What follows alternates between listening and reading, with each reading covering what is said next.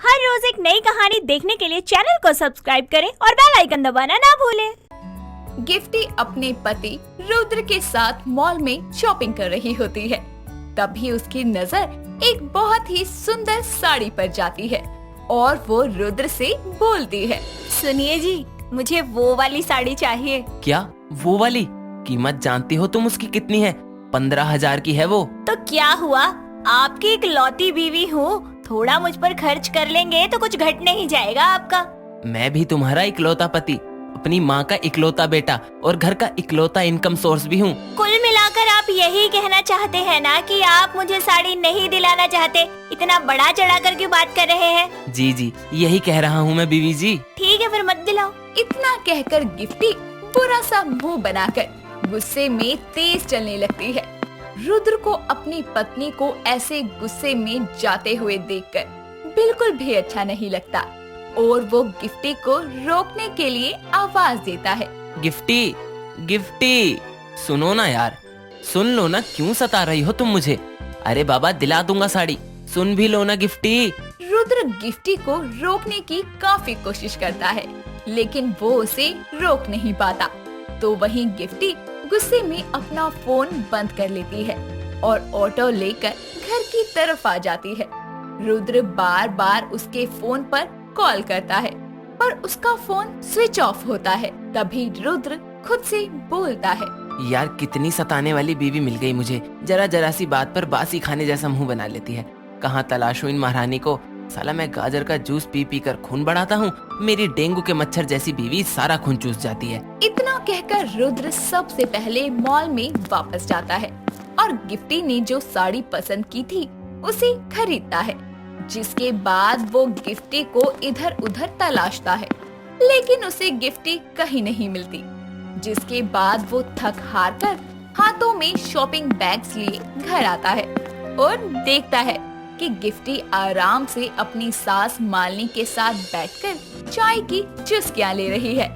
ये देखकर रुद्र गुस्से में बोलता है, तुम पागल हो क्या यार? क्या मिलता है तुम्हें मुझे सताकर? घर आ गई थी तो मुझे बता तो देती ना, वहाँ मैं पागलों की तरह तुम्हें देख रहा था इधर उधर। अरे अरे बेटा, सांस ले ले, क्या हो गया? काहे गुस्से में लाल पीला हुआ जा रहा है? माँ, अपनी इस सताने वाली बहू से पूछो ना।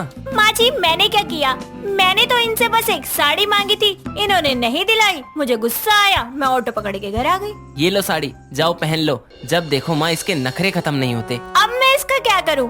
मुझे नहीं चाहिए, जब चाहिए थी तब तो दिलाई नहीं, अब खुद ही बांध लो इसे। हद है मतलब यार तुम्हारी भी। रुद्र की बात का जवाब दिए बिना ही गिफ्टी वहाँ से चली जाती है।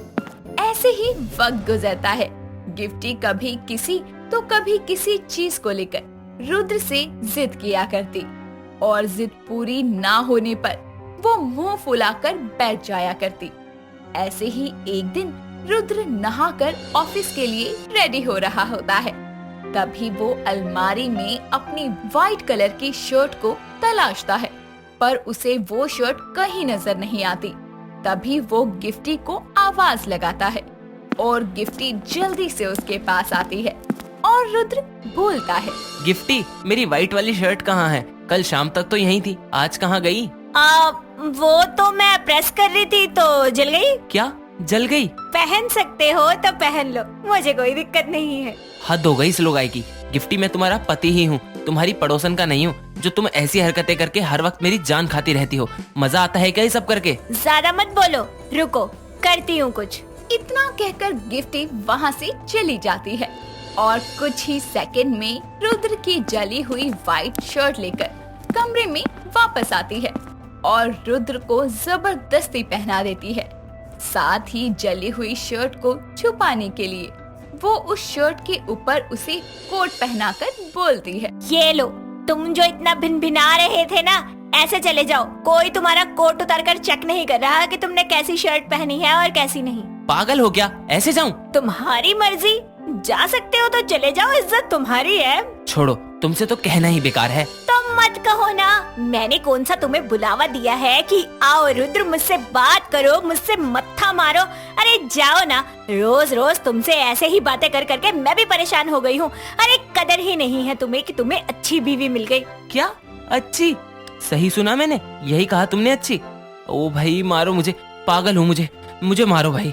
तुम एक नंबर की सताने वाली बीवी हो जो बदकिस्मती से मुझे मिल गई है और मैं झेल रहा हूँ। अरे जाओ ना, आए बड़े अच्छे पति, अच्छे के नाम पर ना कलंक हो तुम, कलंक। यूं ही रुद्र से बहस करके गिफ्टी वहाँ से चली जाती है और बेचारा रुद्र अपने उतरे हुए गंदे कपड़े पहनकर ही ऑफिस जाता है। ऐसे ही दिन गुजरते जाते हैं, पर ना ही रुद्र की बोली में कोई सुधार आता है और ना ही गिफ्टी के स्वभाव में, जिसके चलते दोनों ही एक दूसरे को सताते रहते थे।